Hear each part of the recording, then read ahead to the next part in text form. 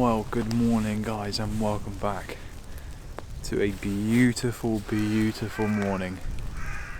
Foggy, thick cloud, thick fog.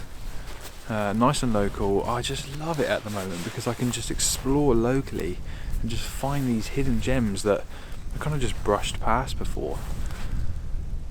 I'm really enjoying just being local and, you know, being within say 5 or 10 minutes of my house, and this is about 5 minutes from my house, and thick fog forecast and magic, absolutely magic. So I've had my eye on this tree for a while.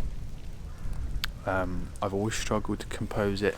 I've always tried to get it to work, but it never really worked. I'm still not sure if it does work, but I think it needed thick fog, because there is a big dominant tree just behind it as well, and I've tried to compose it in the past and it hasn't worked because that tree behind it is kind of just imposed on this tree. It looks like a massive claw, a massive hand. It is very, very scary to look at. It's very daunting, and it's an amazing situation to be in right now. I can probably see about 20 feet around me. That's about it. And all you can hear is crows, and it's proper eerie. It's proper creepy. So I'm not sure how this shot is going to come out. I like it. I think it looks good on the back of my screen. It's very dark. It's very blue. It's very, very morbid.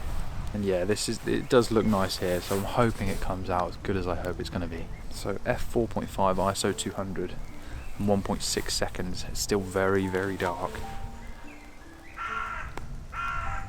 It's so eerie. It's beautiful though, it really is.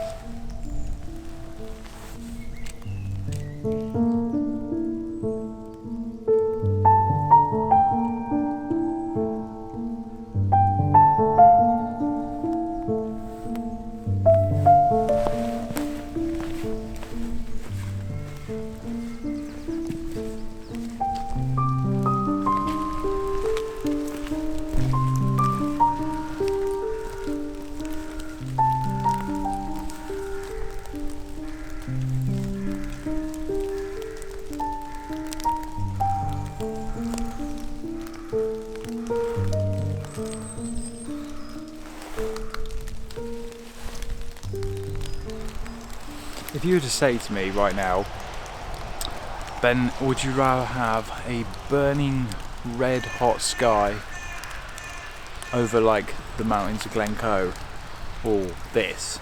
I would say this. It's amazing actually. This lockdown has actually taught me to look a lot closer to home, because there are so many hidden little beauties and gems on your doorstep if you just look hard enough. And like I said earlier on, this is literally 5 minutes from my house, and I've wandered up here so many times before, and you'll recognise this tree because I've shot it before if you've been watching my channel for a while. But there's just so many opportunities here, and there's so many wonderful compositions to be had when the conditions are like this, and this is just so exciting. And although it's a little eerie and creepy and these trees look really, really like gnarly, there we go, I'm saying it again, gnarly, it's just so wonderful to be here. It's just stunning. I love this tree. I've taken a shot of this tree before. I've titled it Archimedes. It's got some Greek meaning to it or something, but it basically means some sort of like devil's claw. And I'm going to shoot it again now because it was a while ago I shot it. I think it was back in the autumn. Everything was a lot more orange, everything was a lot more colourful. Today it just looks dark and moody and just very, very dark, and it's just such a wonderful image. It really is. I'm so glad I stumbled across this tree about a year ago now, and it just makes for such a wonderful photograph. Like I said in my best advice for woodland photography, if you haven't seen that one, go and see that one. I'll link it just here, but make sure you come back because this is going to be a wonderful morning. But I did say in there using crop previews, and if you've been watching my channel for a while, you'd know that woodland photography, with my woodland photography, I like to use the crop previews on my camera. It really helps get the composition right in camera and to what I'm kind of envisioning and what I'm seeing. And this is a 2x1 all day for me. It's really, the tree is very stretched out, it's very wide. I don't necessarily need in all the sky. It's basically like taking this frame here and just squashing it down. to something like this. Yeah, I don't need the sky, I don't need this unnecessary foreground, I just need this tree, and it is wonderful. And what works really, really well here is this tree is in a very dark situation, but just behind it, as you can see behind me, there's these patches of light. And this light helps accent the highlights and the shadows on the tree. So that's another thing I'm always looking for in my woodland photography, is subjects that have like a pocket behind them, just behind them, and it kind of accents the highlights and the branches, and everything just comes to life, and it makes it look 3D, and you need that. It's like shadows and light in sunrises and stuff. You need that light, it gives the definition, it gives the depth to the photograph. It's exactly what's happening here. So these settings are f5, a quarter of a second at ISO 200, no filters, 16 to 35, because it's a nice wide image, and it's just stunning. I love this tree, I love it, I literally love it. I love everything about it. It's just such a wonderful shape. The colours are stunning. Like on the back of the screen right now, the colours, I've got dark orange leaves underneath my feet. You can just see the dark muted greens on the tree and the branches and the trunks of the tree, and then the fog and the mist is just white, and it just comes down to like a bluey hue as it comes down close to the ground. It's just wonderful. Honestly, I'm so excited about being in situations like this. It makes for wonderful photography. And just get out local, find a little wood and just wander, because you'll find them. You will find them. It's an amazing tree.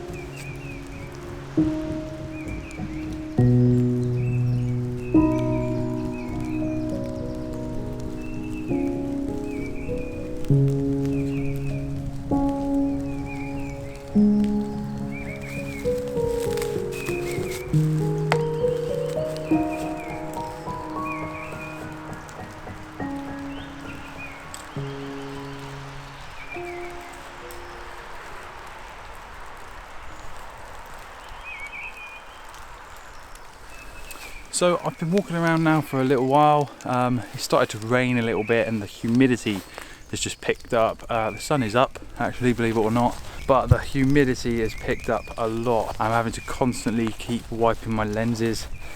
I've been working in this sort of area here for just a little while because I could see something, some sort of potential.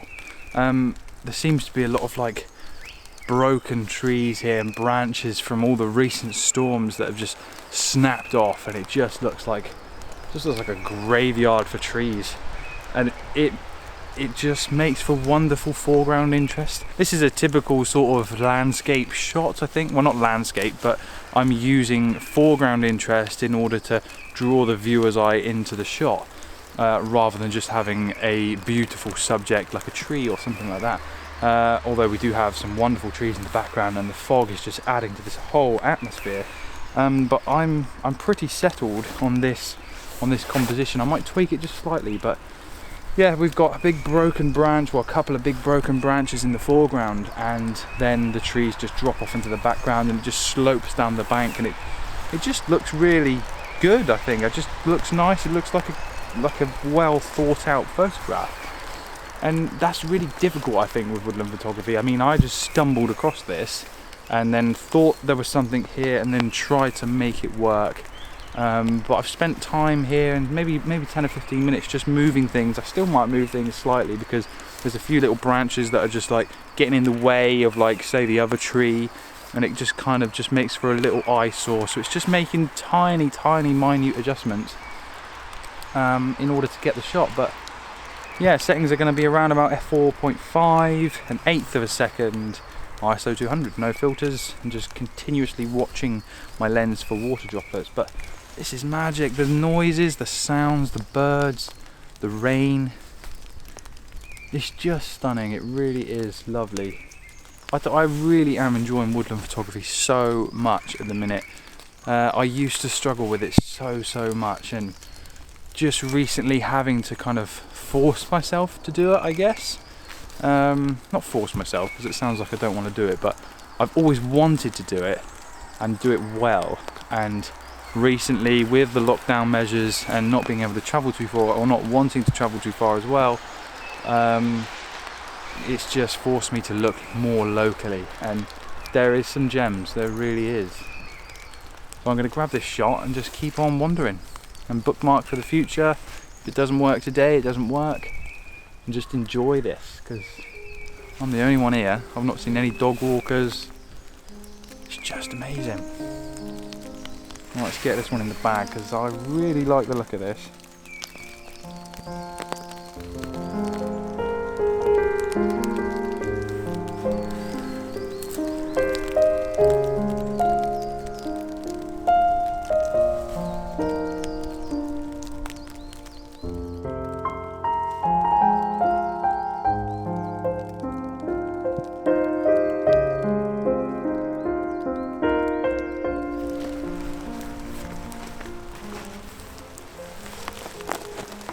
It is raining now. Coffee though, I need it. But what a beautiful morning. And it is sticking around. This isn't going anywhere.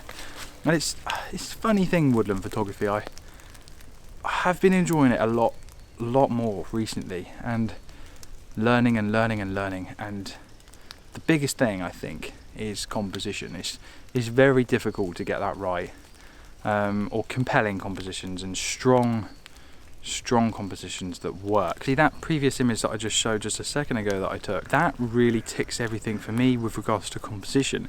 It's got a good strong foreground, there's interest there's something in the background, there's atmosphere, there's mood, there's ambience, and it's very difficult to get that across in most woodland scenes. And I think, a bit like anything really, it's just practice. That's all it is. And recently I've been going out maybe 3, 4, 5 times a week into these wooded areas, nice and close to home, and just working on it. And some images don't work, and some things do work, and they've got to be in the right conditions, and it's just practice. It's like riding a bike, and I think that's all it is. That's all it is. And then just wait for the right conditions and go and put your practice to the test and get the shots, and that's all it is. It's just time and time. I mean, some photographers have a natural gift for composition. They can find images out of just situations that you think, wow, how do you get an image out of that? And some of us, like me, have to work a bit harder for it and just try and just configure things, move left, move right, up, down, just pan slightly and have a look. And everything looks different through the camera, it always does. And this morning, actually, I've just used the 16-35, which is odd really for me, for woodland. Anyway, most of the time, I do have it in my bag, I use the 24-105, and that is a great lens. It's sharp and it just works, but it's been mainly around about 20-35mm this morning. I do have the 50mm in my bag as well, just in case. But yeah, quite enjoying the wider angles of it actually. It looks quite nice. I love that shot earlier on with the big long 2x1 crop, and it's just a wonderful place to be. So I'm going to sip some more coffee, wander on a little bit more, see if I can find anything else, and just enjoy it. I can't believe I haven't bumped into another photographer or even a dog walker. It's just absolutely epic. There's some wonderful trees here though, look in the background.